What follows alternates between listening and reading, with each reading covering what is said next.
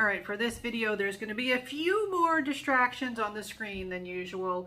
I'm filming on Halloween for one thing, and then also I forgot my tripod today, and really the only good spot for me to set up my camera so that I have any kind of a good angle going on is right here at my desk. So you can see stuff in my office other than the blank wall I usually film in front of. Yes, I like to have toys in my office. Freud might say I'm engaging in regression to avoid dealing with the responsibilities of adulthood.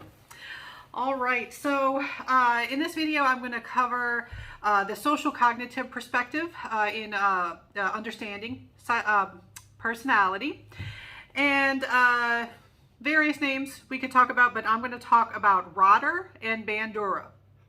Now, both of these guys, like many of the stuff that I talk about, they went into greater detail. I'm going to give you the short version since it's an introductory class. Let me get into my slides here. All right, so social cognitive theories. You might remember that cognitive has to do with thinking, how we think about the world. Well, this acknowledges that our interpretation of the world, our expectations of the world makes a difference in our personality. So social cognitive theories of personality emphasize beliefs and expectations, both conscious and unconscious. So we had the psychodynamic folks being into the unconscious. We had the humanistic folks being into the conscious. Now we're acknowledging that both can be influential, and that we form these beliefs and expectations through our interactions. All right, so you have to have experiences that shape these beliefs and expectations. Now, one thing that Rotter focused on personal control. Personal control, you can probably guess it has to do with control, right? Our personal sense of control over our environment. Do we control our environment? Does it control us? Rather than feeling as though the environment is controlling us. All right, so another term that we can trace back to Rotter is this idea of locus of control. That word locus often doesn't mean much to the typical student. Think locus, think location. Location of control might make a bit more sense. You can have an internal locus of control or an external locus of control.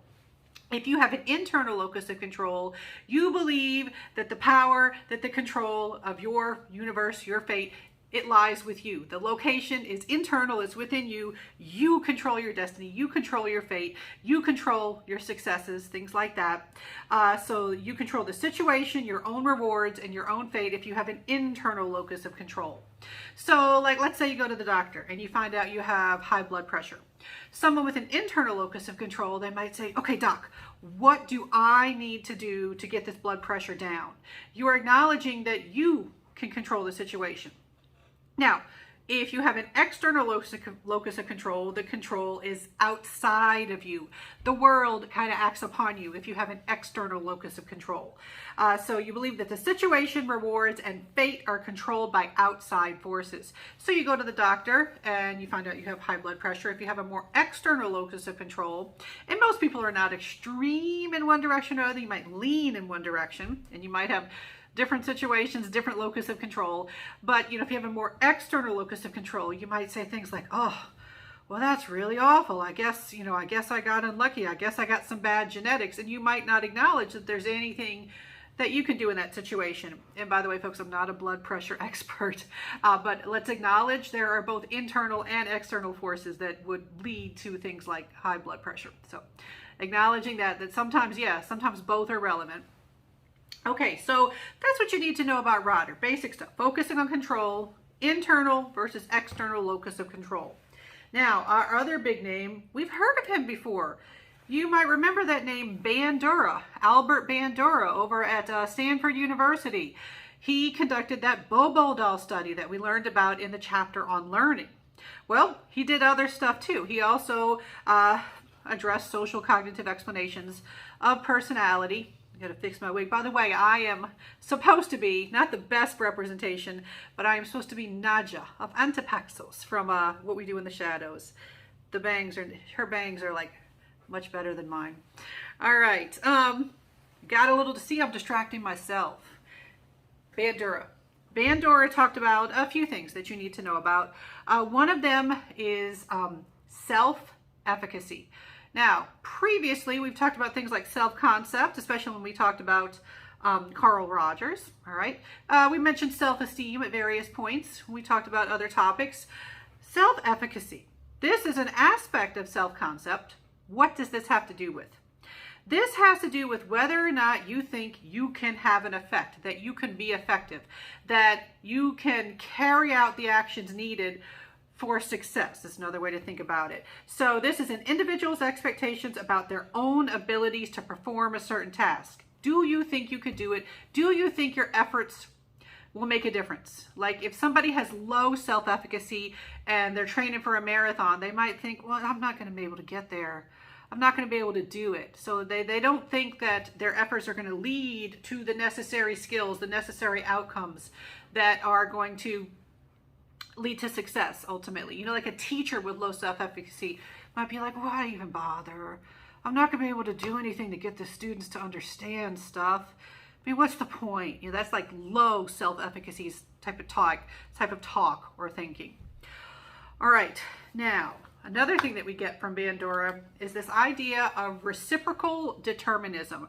Reciprocal things going back and forth, reciprocal effects, reciprocal influences. You have two things that influence each other. Reciprocal determinism actually involves three things interacting and influencing all of each other. All right, so you have personality and the environment and behavior all having reciprocal influences on each other. So personality affecting behavior, that would make sense. You can see how your personality might shape your behavior. If you are more extroverted, if you don't know that term, we're going to cover that when we talk about trait theories of personality. But if you are more extroverted, kind of, you know, you like people, you like interacting with people, life of the party sort of stuff that we see. So you're more extroverted, you might talk more in social situations. That would make sense to us, right? All right, well, could behavior shape personality? Yes, feedback from your behavior could over time contribute to those components of our personality. Now, what about personality shaping environment? Could personality shape your environment? Yeah, you choose environments based on your personality. If you're an extrovert, you know, like you're going to eat in the food court in the student union, and you're like, hey, I'm an extrovert. I am going to seek out an environment where there are lots of people, or I'm going to get people talking because that's what I do with my extroversion. You affect the environment that's around you. You can also see how the environment could shape your personality and shape your behavior. Think of examples of how this would happen. So reciprocal determinism has to do with the fact that it's not just one of these components leading to the other component. They all influence each other. They all influence each other in sort of this complicated nature.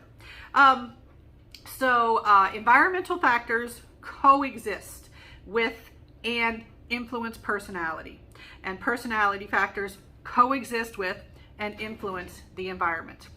All right, and they all lead to your actual behavior. All right, so that's what you need to know about social cognitive theories.